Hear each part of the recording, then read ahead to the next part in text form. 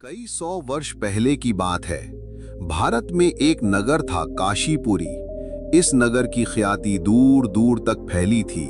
लोग कहते थे काशीपुरी में धर्म बसता है, यहाँ के लोग सच्चे भक्त हैं। हर गली में घंटियों की आवाज गूंजती थी। हर घर में तुलसी के पौधे पर जल चढ़ाया जाता था।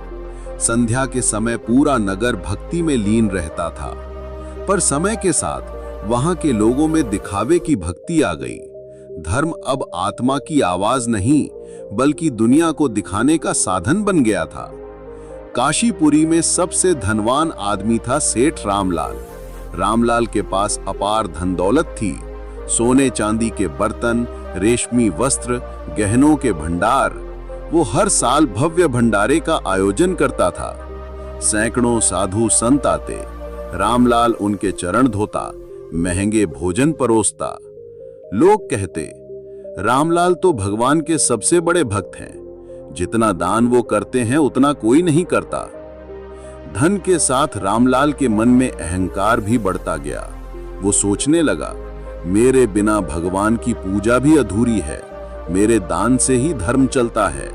धर्म अब उसके लिए पुण्य का मार्ग नहीं, बल्कि दुनिया को दिखाने का साधन बन गया था। एक दिन रामलाल ने घोषणा की, इस बार भंडारा और भी भव्य होगा। नगर में ऐसा आयोजन कभी नहीं हुआ होगा। मैं दिखा दूंगा कि सच्चा भक्त कौन है।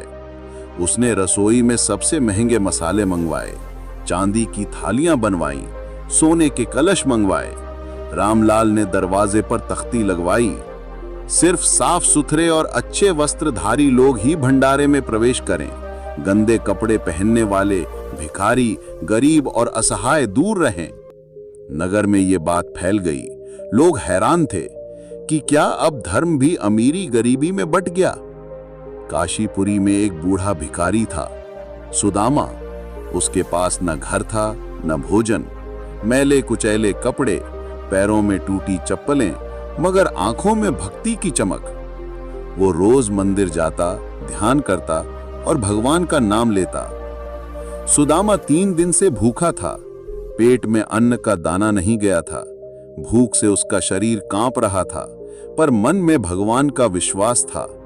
उसने सोचा, भले सेठ ने भेदभाव किया है, मगर भगवान के प्रसाद पर तो सबका अधिकार है। शायद मुझे भी कुछ मिल जाए। सुदामा कांपते हुए भंडारे के दरवाजे पर पहुंचा। कपड़े मैले थे, शरीर दुर्बल था, फिर भी उसने भगवान का नाम लिया और भंडारे में प्रवेश किया। सेठ रामलाल ने जैसे ही सुदामा को देखा, उसका चेहरा गुस्से से लाल हो गया। घृणा से बोला, अरे ये कौन गंदा आदमी आ गया? भंडारे को अपवित्र करने आया है क्या? उसने नौकरों को आदेश दिया, इसे तुरंत बाहर निकालो। अगर ये यहां रहा तो भगवान नाराज हो जाएंगे। सुदामा की आंखों में आंसू आ गए।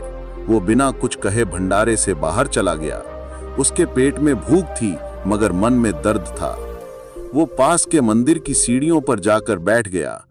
आंखें बंद करके भगवान से कहने लगा, हे नारायण, क्या अब गरीबों के लिए भी तुम्हारा प्रसाद मना है? वैकुंठ में भगवान विष्णु ने ये दृश्य देखा। उनकी आंखों में करुणा आ गई। उन्होंने लक्ष्मी माता से कहा, जब गरीब का अपमान होता है तब उसकी आहें स्वर्ग तक पहुंचती हैं। अब समय आ गया है कि मैं स्वयं धरती पर जाऊं। भगवान विष्णु ने भिखारी का वेश धारण किया। मैले कपड़े, बिखरे बाल, हाथ में कटोरा। वो सीधे काशीपुरी की ओर चल पड़े। सेठ रामलाल के भंडारे में जब भगवान पहुंचे तो उन्होंने हाथ जोड़कर कहा, सेठ जी, मैं भूखा हूं, कृपा करके मुझे भी भोजन दे दीजिए। रामलाल ने घृणा से देखा, बोला, क्या भिखारी भी अब भंडारे में आने लगे? तू यहां से चला जा, ये भंडारा तेरे लिए नहीं है। भगवान ने मुस्कुराते हुए कहा, सेठ जी, भंडारा पेट भरने के लिए नहीं, आत्मा को तृप्त करने के लिए होता है। जब तक तू गरीब को भोजन नहीं देगा, तेरा पुण्य अधूरा रहेगा। इतना कहकर भगवान अदृश्य हो गए। लोग हैरान रह गए। किसी को समझ नहीं आया कि ये भिखारी अचानक कहां गया। सेठ के भंडारे में अजीब घटनाएं होने लगी। भोजन सड़ गया, चांदी की थालियां टूट गईं, घी में कीड़े पड़ गए, पूरा नगर दहशत में आ गया। लोगों ने कहा, जरूर सेठ रामलाल ने कोई पाप किया है, तभी भंडारे में ये सब हो रहा है। कुछ ने तो यहां तक कहा गरीब की आह लग गई है। अगली सुबह सेठ रामलाल को तेज बुखार हो गया। वो बिस्तर से उठ नहीं सका। उसकी आंखों के सामने सब धुंधला हो गया। रात को सेठ ने सपना देखा। भगवान विष्णु प्रकट हुए। कहा, रामलाल, तूने मेरे सच्चे भक्त का अपमान किया। याद रख, गरीब की भोग से बड़ा कोई यज्ञ नहीं। तेरे दान का कोई मूल्य नहीं जब तक तू करुणा नहीं रखेगा। सेठ रामलाल डर के मारे उठ बैठा। उसने नौकरों को बुलाया और कहा, सुदामा को ढूंढो, मुझे उससे क्षमा मांगनी है। नौकरों ने सुदामा को मंदिर के बाहर पाया। सुदामा भगवान का नाम ले रहा था। उसके चेहरे पर संतोष था, भले ही पेट में भूख थी। सेठ रामलाल दौड़ता हुआ सुदामा के पास गया। उसके पैरों में गिर पड़ा। बाबा, मुझे माफ कर दो, मुझसे भारी भूल हो गई।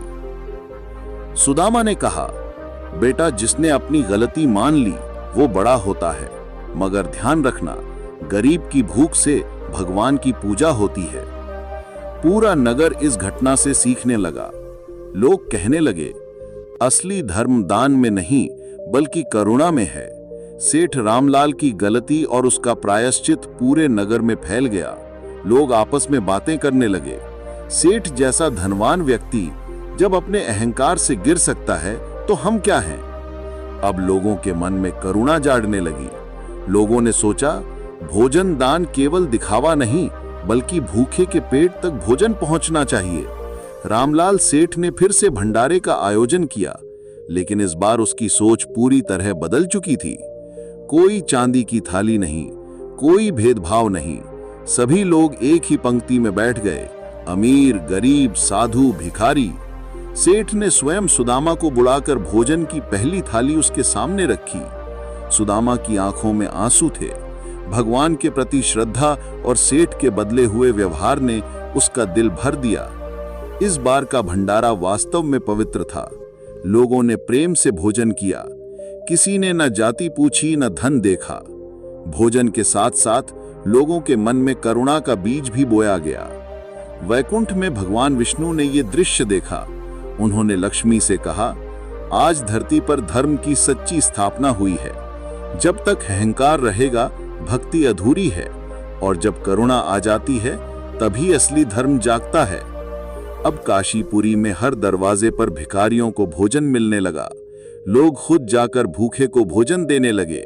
सेठ रामलाल ने भी अपने महल का दरवाजा गरीबों के लिए खोल दिया। सेठ ने अपने पुराने सोने चांदी के बर्तन दान कर दिए। वो खुद सादी धोती पहनकर भंडारे में सेवा करने लगा। अब उसे अहंकार से घृणा हो गई थी।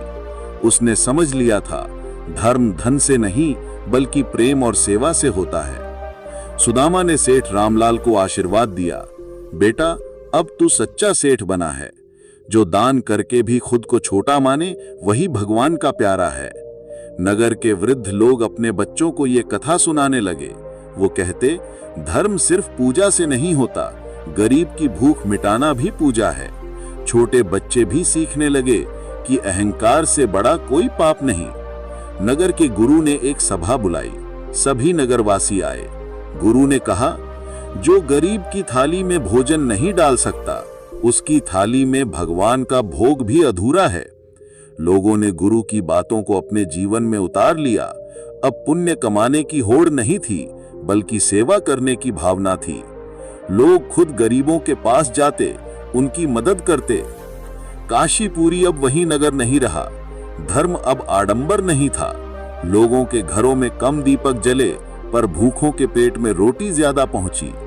संत महात्मा काशीपुरी आने लगे। वो कहते, ये नगर अब सच्चे धर्म का उदाहरण है। यहाँ के लोग न केवल पूजा करते हैं बल्कि करुणा का पालन भी करते हैं।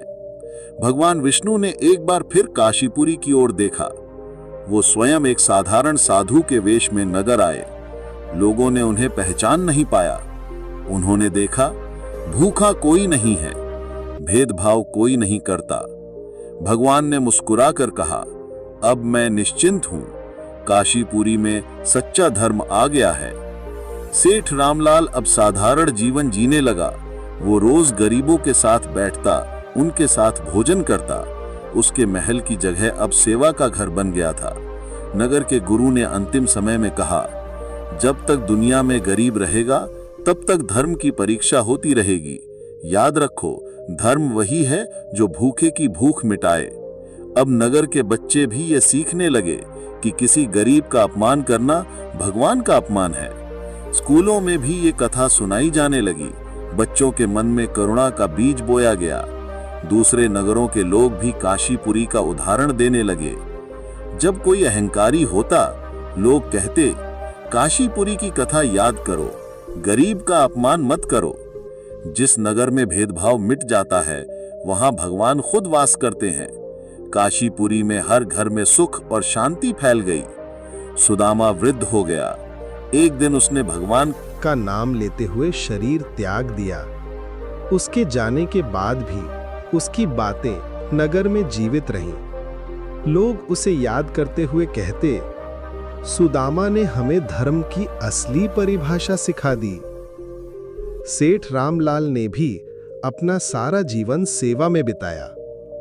अंतिम समय में उसने कहा, धन दौलत तो यहीं रह जाती है, गरीब की सेवा ही स्वर्ग का मार्ग है। नगर की दीवारों पर लिखा जाने लगा, गरीब का अपमान न करो, सेवा ही सबसे बड़ा धर्म है, भूखे को खिलाना ही सच्ची पूजा है। इस कथा की गूंज दूर दूर तक फैल गई। जो भी इसे सुनता, उसका हृदय पिघल जाता। लोग सोचने लगते, क्या हम भी अपने जीवन में ऐसा कर पा रहे हैं? कथा का सार था, मंदिर में दिया जलाने से पहले किसी भूखे के लिए रोटी जला दो, तब भगवान खुश होते हैं। यह कथा का अंत नहीं था, बल्कि एक नई सोच की शुरुआत थी। आज भी जब कोई गरीब का अपमान करता है, तो लोग काशीपुरी की यह कथा याद करते हैं। भक्ति वही है जो अहंकार से रहित हो और करुणा से भरी हो। फिर कहां परमेश्वर नहीं है?